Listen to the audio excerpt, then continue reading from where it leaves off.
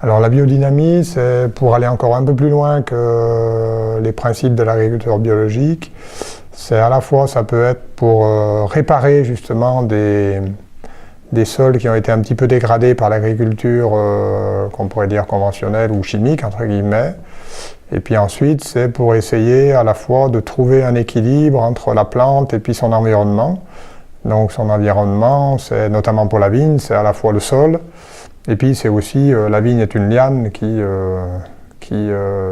beaucoup attirée par le soleil, qui cherche à conquérir l'espace, et donc c'est aussi trouver tous ces équilibres-là. Donc les grands principes de l'agriculture biodynamique, c'est apporter ce qu'on appelle des préparations. Donc il y en a deux qui sont des préparations principales. Il y en a une qu'on appelle la bouse de corne. C'est une préparation qui est faite à base de bouse de vache, donc très schématiquement, qui pendant un hiver est enterrée dans une corne de vache. Et au printemps, on ressort cette bouse qui a été transformée et qui a, on va dire pendant l'hiver, accumulé un petit peu des forces, des forces terrestres. Et on va, une fois au printemps, une fois à l'automne, appliquer sur le sol une préparation avec cette bouse qui va stimuler toute la vie microbiologique des sols, la vie organique, la décomposition de la matière organique, et puis faire fonctionner tout ce qui est microbiologique, donc les bactéries, au-delà des vers de terre, les bactéries et tout ce qui compose un sol. Donc ça, c'est la première préparation. Et la deuxième préparation, elle est à base de silice, on appelle ça la silice de corne, donc c'est aussi du quartz, donc c'est de la silice, donc qui est fabriquée à base de quartz, qui est moulu de façon très fine, et qui est pareil, qui a été enterré dans une corne évidée de bovin, mais là durant tout un été, au contraire. Et là, on va au contraire avoir emmagasiné des forces de chaleur, de lumière et de soleil. Et ça, c'est une préparation qui est plus à destination du sol, mais qui est à destination de la plante.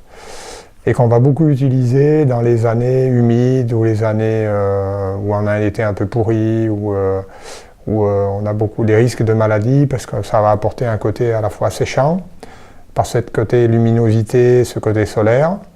Et Dieu sait que la vigne, c'est une plante vraiment solaire et qui aime le soleil. Et puis également, par l'apport de cette silice, ça va permettre sur le végétal de renforcer les tissus. Puisque la silice, alors on a de la silice dans d'autres, on utilise aussi beaucoup en biodynamie des tisanes ou des décoctions de certaines plantes qui sont riches en silice. Voilà, comme la reine des prés, comme le pissenlit, les fleurs de pissenlit ou d'autres plantes qui sont riches en silice et justement qui vont apporter l'une qui est plus riche en silice, c'est celle qu'on a fait cette semaine, la prêle.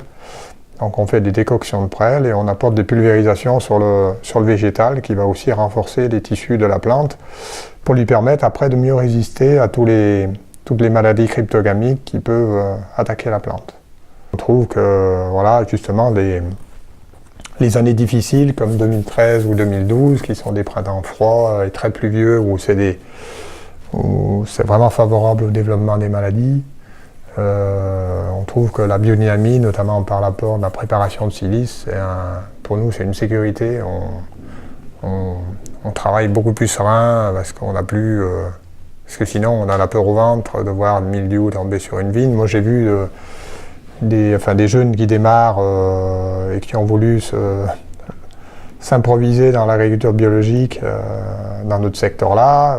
En 2012, en 3 semaines de temps, la vigne a été complètement mangée par le mildiou. Il a eu aucune récolte à la fin de la saison. Donc ça, c'est la hantise du vigneron. Mais voilà, nous, on met des choses en œuvre pour que justement, il ne nous arrive pas ça. Et je pense que la biodynamie contribue beaucoup à ça, à ce que justement la vigne s'enracine assez profondément, et puis que dans un sol vivant, elle puisse s'épanouir et puiser les minéraux pour se nourrir. Et ces minéraux-là, c'est ces minéraux qu'elle a puisés dans ses racines, qui ont circulé dans la sève. Ensuite, la vigne, tout ça va venir s'accumuler ensuite dans les raisins au moment de la maturité et ça va donner des vins qui ont plus de complexité, qui ont plus de finesse, qui ont plus d'élégance par rapport aux vins qu'on faisait il y a une dizaine ou une quinzaine d'années. Ça, c'est un vrai changement. Ouais. C'est aussi une alternative, c'est un peu comme pour les humains, c'est d'abord essayer de traiter le milieu avant de traiter la maladie, c'est-à-dire de faire que soit l'humain, soit la plante, soit les meilleures capacités elles-mêmes à l'immunité, à se défendre contre les agressions, puisque de toute façon, c'est illusoire de vouloir supprimer les virus, les bactéries chez les humains, et c'est illusoire de dire qu'il n'y aura plus de champignons, on va trouver le produit qui va supprimer. Parce que de toute façon, la nature est hors du vide. Si on supprimait le champignon du mildiou, il y aurait tout de suite quelque chose d'autre qui prendrait la place. Une autre maladie pour laquelle il faudrait trouver à nouveau des nouvelles matières actives. Et donc là, nous, on a une approche qui, au contraire, vise à préserver les équilibres. D'abord que la plante se développe dans un sol qui est en bonne santé, en bonne vie.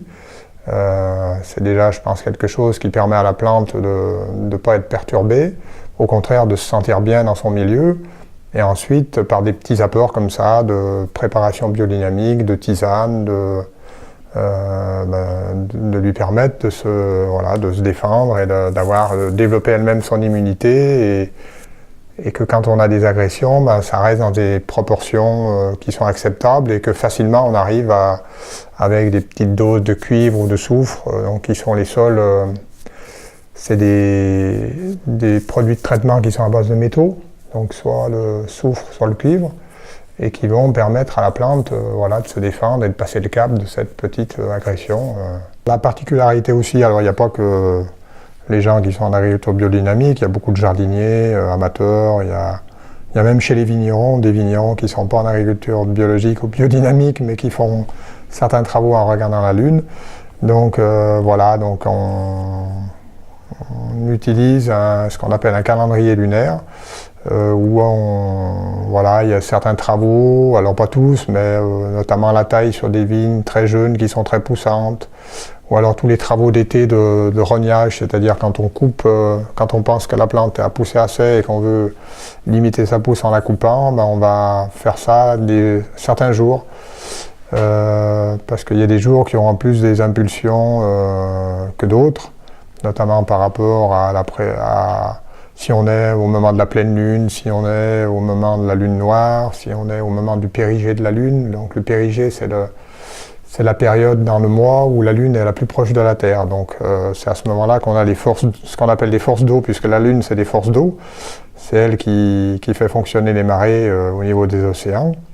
Et donc on va essayer de limiter certains travaux ou de les éviter dans ces périodes-là, et puis on va plutôt les favoriser dans d'autres périodes. Donc c'est un petit peu, on n'en fait pas un dogme ni une religion, mais c'est plutôt, nous on prend ça plutôt comme une aide à la décision. Par exemple, on se dit, cette semaine je voudrais faire tel et tel travail, on regarde le calendrier lunaire, tiens, il y a tel jour, ça ira bien pour tailler telle parcelle de vigne parce qu'on trouve qu'elle est trop poussante et on va la tailler tel jour, ça va un petit peu lui donner une impulsion qui va la calmer au niveau végétatif. Et puis, quand on prévoit nos mises en bouteille, pareil, on regarde des jours fruits, des jours fleurs, pour justement dans le vin développer le côté aromatique, soit fruits pour les rouges, soit fleurs pour les blancs, pour avoir un peu plus une palette aromatique encore plus complexe. Alors c'est pas en le faisant une fois qu'on va avoir des vins qui auront des... Mais si on répète, c'est au moment des soutirages, au moment de la préparation pour la mise en bouteille, au moment de la mise en bouteille. Si plusieurs fois on répète ces travaux en jour fleurs ou en jour fruits, on va favoriser au fur et à mesure une orientation du vin vers plutôt un côté floral ou un côté fruité qu'on veut privilégier.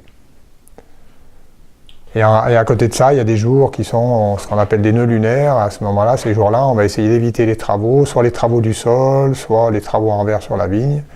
Par contre, on pourra faire de l'étiquetage, on pourra remplacer des piquets qui sont cassés dans les vignes, retendre des fils, mettre des tuteurs, attacher des cèpes sur des tuteurs, ça n'a aucune incidence. Par contre, on essaye d'éviter de travailler le sol ou de faire des soutirages ou de faire des travaux importants en verre dans la vigne, soit la taille, soit le...